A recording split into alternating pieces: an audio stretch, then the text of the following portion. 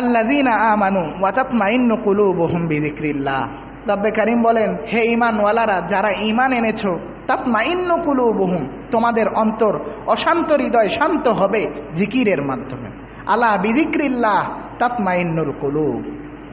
আল্লাহ তাআলার ইবাদত করো, আল্লাহ তাআলার জিকির করো, তোমার কলব ঠান্ডা হয়ে যাবে। মানসিকভাবে পেরেশানি, কষ্ট, ক্লেশ সামনে আসে, সামান্য কিছু হতেই মন খারাপ হয়ে যায়, আমরা জিকির করি। জিকির যখন করব, রব্বে কারীম আমাদের এই দিলকে ঠান্ডা করে দিবে, অন্তরের প্রশান্তি মিলবে। সুখ এক জিনিস, শান্তি আরেক জিনিস, দুটোর মধ্যে পার্থক্য আছে। সুখের সম্পর্ক হলো শরীরের সাথে, দেহের সাথে, শান্তির সম্পর্ক হলো অন্তরের সাথে, কলবের সাথে। আপনারা অনেক সময় অনলাইনে দেখা যায় অনেকে এসি রুমে বসে আছে, তারপরেও সেখানে আত্মহত্যা করছে, নিজেই নিজের মাথায় পিস্তল ঠেকিয়ে নিজের জীবন দিয়ে দিচ্ছে। অথচ আমরা দেখছি তার পিছনে এসি লাগানো আছে, অনেক সুখের আসবাবগুলো, যে জিনিসগুলো উপকরণ, সেগুলো আছে, কিন্তু অন্তরে শান্তি নাই, যার কারণে সে তার নিজের জান দিয়ে দিচ্ছে। এক কবি বলে, দিল গুলিস্তা থা তো হর শৈ সে টপকতি থি বাহার, দিল গুলিস্তা থা তো হর শৈ সে টপকতি থি বাহার, দিল বায়াবা ক্যা হুয়া আলম বায়াবা হো গিয়া। যে অন্তর যখন প্রশান্ত ছিল, অন্তরের মধ্যে যখন শান্তি ছিল, হর শৈ সে টপকতি থি বাহার, প্রত্যেকটা জিনিস দেখলে মনে হতো বসন্তকাল, এখন ফুল ফুটছে, ফুলটাকে এত সুন্দর লাগছে। কিন্তু যখনই আমার প্রেমিকার সাথে আমার ব্রেকআপ হয়ে গেছে, তখন অন্তরে প্রশান্তি নাই, অশান্তি শুরু হয়ে গেছে। তখন ফুলের গাছ দেখলেও আর ভালো লাগে না, তখন মনে হয় এখন খরার মৌসুম চলছে, সব পাতাগুলো ঝরে গেছে। দিল বায়াবা কিয়া হুয়া আলম বায়াবা হয়ে গিয়া, পুরো আলম মরুভূমি হয়ে গেছে, পৃথিবী মরুভূমির মতো লাগে। তো রব্বে কারীম বলছেন, আলা বিযিকরিল্লাহ তাতমাইন্নুল কুলুব, তোমরা আল্লাহর জিকির করো, অন্তর প্রশান্ত হয়ে যাবে। আসসালামু আলাইকুম ওয়া রাহমাতুল্লাহি ওয়া বারাকাতুহু। নাহমাদুহু ওয়া নুসাল্লি আলা রাসূলিহিল কারীম, আম্মা বা'দ। فأعوذ بالله من الشيطان الرجيم. بسم الله الرحمن الرحيم. أتل ما أوحي إليك من الكتاب وأقم الصلاة إن الصلاة تنهى عن الفحشاء والمنكر ولذكر الله أكبر والله يعلم ما تصنعون. صدق الله مولانا العظيم وصدق رسوله النبي الكريم ونحن على ذلك لمن الشاهدين والشاكرين والحمد لله رب العالمين. রব্বে কারীমের দরবারে লাখো কোটি শুকরিয়া যে মহান রব্বুল আলামিন আমাদেরকে জুমার নামাজের পূর্বে তার পবিত্র ঘর মসজিদে এসে কিছু কথা বলবার এবং শুনবার তৌফিক দান করেছেন, এই জন্য সকলেই বলি আলহামদুলিল্লাহ।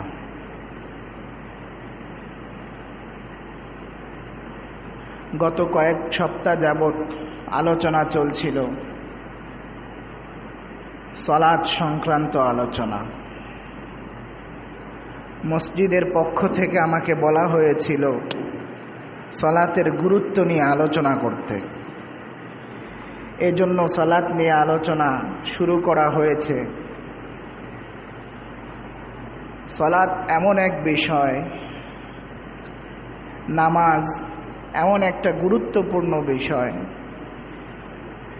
ইসলামের পাঁচটা খুঁটি, পাঁচটা স্তম্ভের মধ্যে গুরুত্বপূর্ণ একটা স্তম্ভ হলো নামাজ। এজন্য নামাজ সহি শুদ্ধ হতে হবে, নামাজ সহি শুদ্ধ কিভাবে হবে, নামাজের গুরুত্ব কি, এগুলো নিয়ে আলোচনাও বেশি বেশি হওয়া দরকার। আমরা আগে জেনে এসেছি, আগের আলোচনাগুলো শুনেছি, বারবার গেছে যে কিয়ামত দিবসে সর্বপ্রথম হিসাব হবে নামাজের হিসাব। এই জন্য নামাজের খুবই গুরুত্ব দেয়া। খুতবার মধ্যে যে আয়াত তেলাওয়াত করেছি, রব্বে কারীম পবিত্র কুরআনুল কারীমে বলেন, উতলু মা উহিয়া ইলাইকা মিনাল কিতাব, যে নবীজি মুহাম্মদুর রাসূলুল্লাহ সাল্লাল্লাহু আলাইহি ওয়াসাল্লামকে লক্ষ্য করে বলেন, উতলু, তুমি তিলাওয়াত করো, মা উহিয়া ইলাইকা, যেটাকে তোমার কাছে ওয়াহি হিসেবে প্রেরণ করা হয়েছে, ওহির মাধ্যমে যে কিতাবটা পাঠানো হয়েছে। উতলু মা উহিয়া ইলাইকা মিনাল কিতাব, ওই কিতাব থেকে তুমি তেলাওয়াত করো। এই আয়াতের মধ্যে নবীজি মুহাম্মদুর রাসূলুল্লাহ সাল্লাল্লাহু আলাইহি ওয়াসাল্লামকে কুরআনের তেলাওয়াত করার জন্য বলা হচ্ছে। নবীজিকেই যদি কোরআন তেলাওয়াতের কথা বলা হয়, তাহলে তো তার উম্মত আমরা, আমাদের আরো বেশি বেশি কোরআন তেলাওয়াত করতে হবে।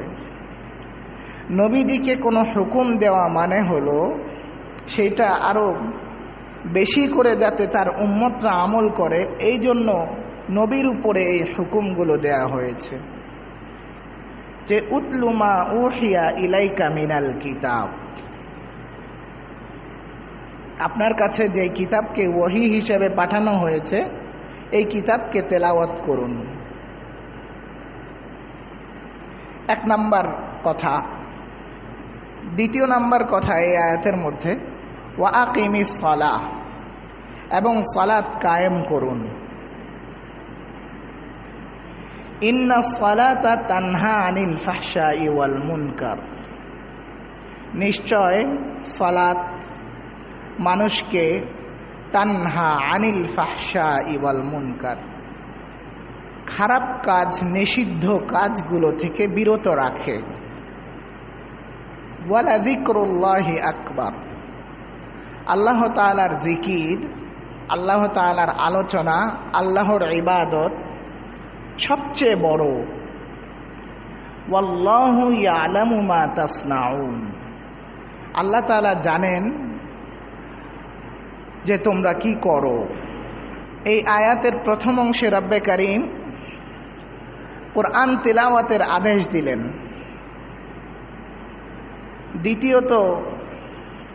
দ্বিতীয় অংশে রব্বে কারীম বললেন, ওয়া আকিমিস সালাহ, সালাত কায়েম করো। তাহলে উম্মতে মুসলিমা, নবীজি সাল্লাল্লাহু আলাইহি ওয়াসাল্লামকে যে উম্মতে মুসলিমার কাছে পাঠানো হয়েছে, নবীজির বৈশিষ্ট্যর মধ্যে প্রথম বৈশিষ্ট্য হলো কোরআন তেলাওয়াত করা।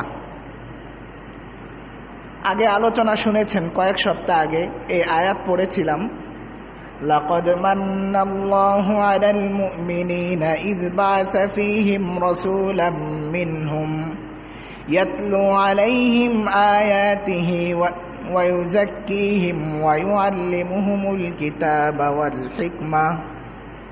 লাকাদ মান্নাল্লাহু আলাল মুমিনিনা ইয বা'আসা ফীহিম রাসূলাম মিন আনফুসিহিম, যে আমি মানব জাতির উপরে দয়া করেছি। মান্নাল্লাহু আলাল মুমিনিন, মুমিন জাতির উপরে, মুমিনদের উপরে দয়া করেছি। ইয বা'আসা ফীহিম রাসূলাম মিন আনফুসিহিম, তাদের মধ্য থেকে একজনকে রাসূল হিসেবে প্রেরণ করার মাধ্যমে। সেই রাসূলের কাজ কি হবে? ইয়াতলু আলাইহিম আয়াতিহি, কোরআন তেলাওয়াত করবে। ওয়া ইউযাক্কিহিম, মানুষদের অন্তর আত্মাকে পরিশুদ্ধ করবে। ওয়া ইউআল্লিমুহুমুল কিতাব, ওই কোরআনের তালিম দিবে, ওই কোরআনকে শিক্ষা দিবে। ওয়া ইউআল্লিমুহুমুল কিতাব, এটা হলো 3 নম্বরে এই কিতাবকে রাসূল শিক্ষা দিবেন তার উম্মতকে। ওয়াল হিকমা, 4র্থ নাম্বার হলো হিকমত শিক্ষা দিবেন। ওয়াল হিকমা, হিকমত দ্বারা কখনো হাদিস এর ইলম উদ্দেশ্য হয়। বিভিন্ন সময় বিভিন্ন জ্ঞানের কথা এখানে আলোচনা করা হয়ে থাকে। মুফাসসিরিনে কেরাম হিকমতের ক্ষেত্রে গিয়ে কয়েক ধরনের ব্যাখ্যা করে থাকেন। তো নবীজি মুহাম্মদুর রাসূলুল্লাহ সাল্লাল্লাহু আলাইহি ওয়াসাল্লামকে যেই 4টা বৈশিষ্ট্য দিয়ে রব্বে কারীম নিজেই বলছেন যে আমি মুমিনদের উপর ইহসান করেছি, দয়া করেছি, তার মধ্যে প্রথম হলো ইয়াতলু আলাইহিম আয়াতিহি, যে আল্লাহ তাআলার কোরআন তেলাওয়াত করে উম্মতদের মাঝে শোনাবেন। দ্বিতীয় নাম্বার হলো তাদের অন্তর আত্মাকে পরিশুদ্ধ করবেন। ওয়া ইউযাক্কিহিম ওয়া ইউআল্লিমুহুমুল কিতাব, আর এই কিতাবকে শিক্ষা দিবেন। 3 নাম্বার। 4র্থ নাম্বার হলো ওয়াল হিকমা, হিকমত শিখাবেন। এই 4টা বৈশিষ্ট্য নবীজি সাল্লাল্লাহু আলাইহি ওয়াসাল্লামকে দিয়ে আমাদের মধ্যে পাঠিয়েছেন। আর এটাকে রব্বে কারীম নিজে বলছেন যে আমি দয়া করেছি, দয়া করে মুমিনদের উপরে এমন একজন নবী পাঠিয়েছি যার এই 4টা বৈশিষ্ট্য হবে। তো রব্বে কারীম আমাদেরকে সর্বপ্রথম হুকুম দিলেন উতলু মা উহিয়া ইলাইকা মিনাল কিতাব, যে কিতাবকে ওহী হিসেবে প্রেরণ করা হয়েছে এই কিতাব আমাদের তেলাওয়াত করতে হবে। ওয়া আকিমিস সালাহ, দ্বিতীয়ত এখানে হুকুম দিলেন সালাত কায়েম করার জন্য। সালাত কিভাবে কায়েম হয়? ওয়া আকিমিস সালাহ, কায়েমুন, কায়েম শব্দের অর্থ দাঁড়ানো, সোজা। সোজা জিনিসকে কায়েম বলা হয়। একটা জিনিস দাঁড়িয়ে আছে, সোজা হয়ে দাঁড়িয়ে আছে যে জিনিসটা, সেটাকে বলা হয় কায়েম। তাহলে সালাত কায়েমের দ্বারা কি উদ্দেশ্য? ওয়া আকিমিস সালাহ, যে সালাত কায়েম করুন, নামাজ কায়েম করতে বলছে। এই সালাত কায়েম করার দ্বারা উদ্দেশ্য হলো রব্বে কারীম যে নবীজি সাল্লাল্লাহু আলাইহি ওয়াসাল্লামের মাধ্যমে এই সালাতকে শিখিয়ে দিয়েছেন মানুষকে, কিভাবে সালাত আদায় করতে হবে, নামাজ কিভাবে পড়তে হবে। মুফাসসিরিনে একরাম লেখেন ওয়া আকিমিস সালার দ্বারা উদ্দেশ্য, একামতে সালার দ্বারা উদ্দেশ্য হলো যে একটা নামাজকে সঠিকভাবে আদায় করা, তার সুন্নত, মুস্তাহাব্বাত, সুন্নাত, ওয়াজিব, ফরজ এগুলো বিষয়ে লক্ষ্য রেখে নামাজ পড়া। এই সমস্ত বিষয় যখন লক্ষ্য রেখে নামাজ পড়া হবে তখনই হবে একামতে সালাহ। আমরা যখন সুন্নত অনুসরণ করে নামাজ পড়ব তখন এই নামাজটা হবে কায়েম হবে, নামাজ কায়েম হবে। সুন্নত, মুস্তাহাব, ফরজ, ওয়াজিব এই সবগুলো লক্ষ্য রেখে যখন আমি নামাজ পড়ব তখন আমার নামাজটা কায়েম হবে। সালাত কায়েম করা তখন হবে যখন আমি এই 3টা জিনিসের, 4টা জিনিসের খেয়াল রাখব। এই 4টা জিনিস খেয়াল রাখলে তারপরে এভাবে নামাজ পড়লে রব্বে কারীম বলছেন ওয়া আকিমিস সালাহ, নামাজ কায়েম করো। তাহলে কি হবে? ইন্নাস সালাতা, নিশ্চয় নামাজ, তানহা আনিল ফাহশাই ওয়াল মুনকার, প্রত্যেক খারাপ কাজ এবং নিষিদ্ধ কাজ থেকে বিরত রাখবে। নামাজ কায়েম করার মধ্যে সচরাচর সুন্নাতগুলো আমি আগেও শিখিয়েছি মসজিদে। আপনারা যারা রেগুলার এখানে জুমার নামাজ পড়েন জানার কথা যে সুন্নত তরিকায় নামাজ আমি দেখিয়েছি, আলোচনা হয়েছে। তারপরেও যে ভুলগুলো আমাদের হয়ে যায় যে সোজা হয়ে দাঁড়ানো, আমরা তো আকিমিস সালার মধ্যেই শাব্দিক অর্থেই জানতে পারলাম যে একামত কায়েম করা মানে সোজা হওয়া, সোজা করা কোনো জিনিসকে। সলাতের মধ্যে সোজা হয়ে দাঁড়াতে হয়। আকিমিস সালাহ, নামাজের মধ্যে সর্বপ্রথম সোজা হয়ে দাঁড়াতে হবে। নিয়ত করবেন, কেবলামুখী হয়ে দাঁড়াবেন, শরীর পাক, কাপড় পাক, নামাজের জায়গা পাক, ওয়াক্ত মতো নামাজ পড়া, নিয়ত করা, এই যে শর্ত শরায়েতগুলো আছে এগুলো সব কিছু পরিপূর্ণ করার পরে আমরা যখন সালাতের নিয়ত করব, হাত কিভাবে বাঁধব, এগুলো সব বলা হয়েছে। আমি যেহেতু সামনে নামাজ পড়ি, মুসল্লিরা কিভাবে নামাজ পড়ছে সেটা আমার নজরে আসে না।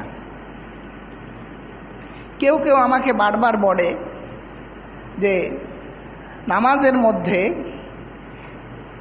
সেজদার সময় সেজদাতে যাওয়ার কথাটা আপনি ক্লিয়ার করে বলবেন। তো আমি আগেও যেহেতু বলেছি, আবারও বলছি, নামাজের মধ্যে যখন আমরা সেজদায় যাব, সর্বপ্রথম আমি দাঁড়ানো অবস্থা থেকে যখন সেজদায় যাব, আমার দুই হাঁটু আগে মাটির উপরে রাখব, জমিনের উপরে আমার হাঁটু রাখব।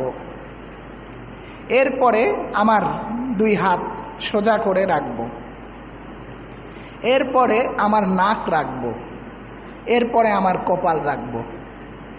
এটা হলো সুন্নত তরিকায় নামাজ। এজন্য অনেক সময় দেখা যায় যে আমরা সেজদায় যাওয়ার সময় হাঁটু রাখার আগে হাত রাখি। এটা সুন্নত তরিকা না। আগে আমার হাঁটু রাখতে হবে। হাঁটু আগে জমিনের উপরে রাখব, তারপরে আমার হাত রাখব, তারপরে নাক, তারপরে কপাল। উঠার সময় তার উল্টোটা হবে। উঠার সময় সর্বপ্রথম কপাল উঠাবো, তারপরে নাক উঠবে, তারপরে হাত উঠবে, তারপরে হাঁটু উঠবে। এভাবে আবার সোজা হয়ে দাঁড়িয়ে যাব। এইটা সেজদায় যাওয়ার নিয়ম। এই জায়গায় খেয়াল রাখতে হবে আমার প্রত্যেকটা কাজ যেন সুন্নত অনুযায়ী হয়,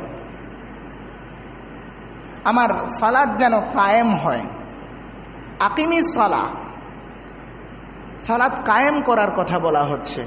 কায়েম তখনই হবে যখন আমরা এই মুস্তাহাব্বাত সুন্নাতগুলোকে অনুসরণ করে এবং ফরজ ওয়াজিব সবগুলো মনে রেখে রেখে প্রত্যেকটা পরিপূর্ণভাবে আদায় করব, তখন এই সালাতটা কায়েম হবে। এই সালাত যখন কায়েম হবে, রব্বে কারিম বলছেন ইন্না সালাতা তানহা আনিল ফাহশাই ওয়াল মুনকার। এই সালাত কায়েম যখন হবে তখন গিয়ে এই নামাজটা আমাকে সমস্ত খারাপ কাজ থেকে বিরত রাখবে। ফাহশা, ইন্না সালাতা তানহা, তানহা মানে একাগ্রতা, একাকী করে দিবে, একদিকে করে দিবে। তানহা আনিল ফাহশা, খারাপ জিনিস থেকে পৃথক করে দিবে। ওয়াল মুনকার, নিষিদ্ধ কাজ। মুনকার মানেও খারাপ কাজ, এর মধ্যে কিছু পার্থক্য আছে। ফাহশা বলা হয় ওই সমস্ত খারাপ কাজ যেটাকে প্রত্যেক ধর্মেই খারাপ বলা হয়েছে, অথবা আমার বিবেক, আমার জ্ঞানে যেই জিনিসটাকে শরীয়তে ইসলামিয়া বলার আগে আমি বুঝতে পারি এই জিনিসটা খারাপ।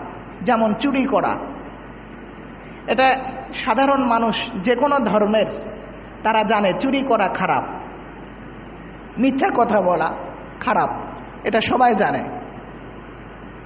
এরপরে জেনা করা খারাপ, সবাই জানে। পরকীয়া করা খারাপ, এটা সবাই জানে। এই ধরনের মানুষের জ্ঞানে যেগুলো ধরে, এই জিনিসগুলো থেকে, এই সমস্ত খারাপ কাজ থেকে সালাত তাকে বিরত রাখবে। ফাহশা ওয়াল মুনকার, নিষিদ্ধ কাজ। এই মুনকার শব্দের অর্থ যেটাকে নিষেধ করা হয়েছে, ইনকার করা হয়েছে, এইটাও খারাপ কাজ। এই শব্দের মধ্যে পার্থক্য করেন মুফাসসিরিনে কেরাম। মুফাসসিরিনে কেরাম বলেন যে মুনকার হলো ওই সমস্ত জিনিস যেটাকে শরীয়তে ইসলাম এসে যে জিনিসকে নিষেধ করেছে, শরীয়ত যেটাকে নিষেধ করেছে সেই জিনিসটা হলো মুনকার। যেমন সুদ খাওয়া, ঘুষ খাওয়া, এগুলোকে শরীয়ত নিষেধ করেছে। নামাজ ছেড়ে দেয়া, আরও যত কিছু আছে আমাদের বিবেকে ধরে না, কিন্তু শরীয়ত নিষেধ করেছেন। এই জিনিসগুলো হলো মুনকার। তো এই যে খারাপ কাজগুলো থেকে আমার নামাজ যদি কায়েম হয়, তখন এই নামাজটা আমাকে এই জিনিসগুলো থেকে বিরত রাখবে। মুনকার, খারাপ কাজ থেকে আমাকে বিরত রাখবে আমার নামাজ। আমরা সবাই জানি যে আমাদের নামাজ কতটুকুন কায়েম হচ্ছে। যদি কায়েম হয় তাহলে তো রব্বে কারিমের কথা অনুযায়ী আমার নামাজ আমাকে পাপাচার থেকে বিরত রাখত। আমরা প্রত্যেকেই নিজের নিজের কথা চিন্তা করি যে আমি সালাত আদায় করছি, তো আমার নামাজ কি আমাকে বিরত রাখছে? আবার অনেক সময় এমনও হতে পারে যে আমি সালাত আদায় করছি, রব্বে কারিম এখানে মুফাসসিরিনে কেরাম বলেছেন যে নামাজকে বানানো হয়েছে এটাকে পবিত্র হিসেবে, পবিত্রকারী হিসেবে বানানো হয়েছে।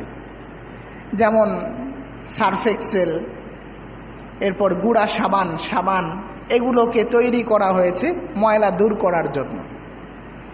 এখন কোনো কাপড়ে এত দাগ লেগে গেছে যে এই সার্ফ এক্সেল অথবা সাবান দিয়ে উঠছে না, তাহলে এটা তো সাবানের দোষ না। এটা হলো একটা কথা যে আমাদের দোষের কারণেই নামাজ আমাকে গুনাহ থেকে বিরত রাখছে না। অথবা আমি যে সালাত কায়েম করার কথা, সালাত আমি কায়েম করতে পারছি না, আমার দ্বারা সালাতের যেভাবে সালাত আদায় হওয়ার দরকার ছিল সেভাবে হচ্ছে না, যার কারণে এই ফলাফলগুলো থেকে আমরা বঞ্চিত হচ্ছি।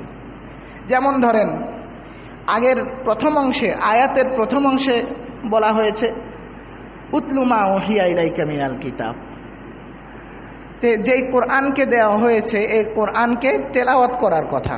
আর নামাজের শর্তের মধ্যে একটা হলো রুকুন, সূরা ফাতিহা পড়া, সাথে সূরা মিলানো। আমরা কয়জন আছি এখানে যে সহি শুদ্ধভাবে কোরআনের তেলাওয়াত জানি? কয়জন আছি?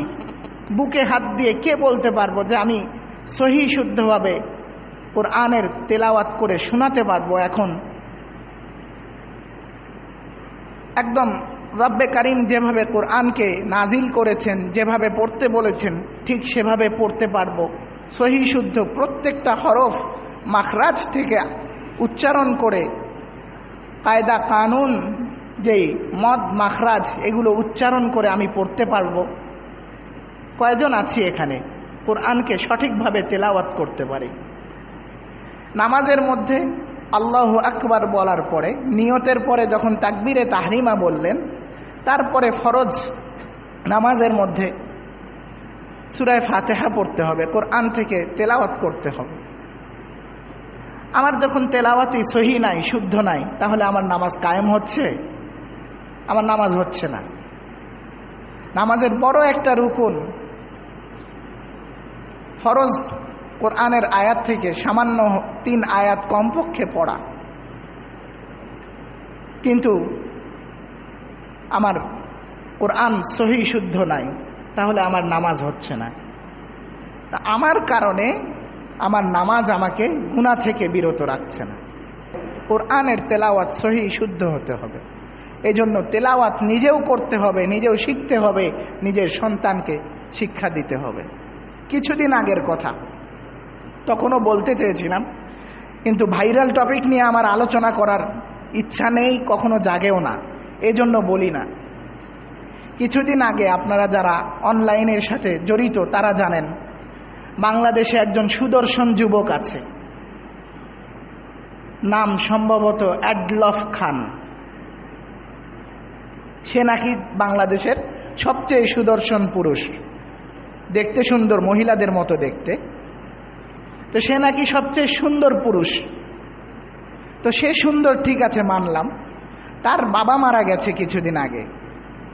তো জানাজার নামাজের জন্য সবাই গেছে, সবাই জানাজার নামাজের মধ্যে দোয়া পড়ছে, ভিডিও হয়েছে, যেহেতু এটা অনলাইনে ছড়িয়েছে, যে সবাই জানাজার মধ্যে নামাজের মধ্যে দোয়া পড়ছে, সানা পড়ছে, দরুদ শরীফ পড়ছে।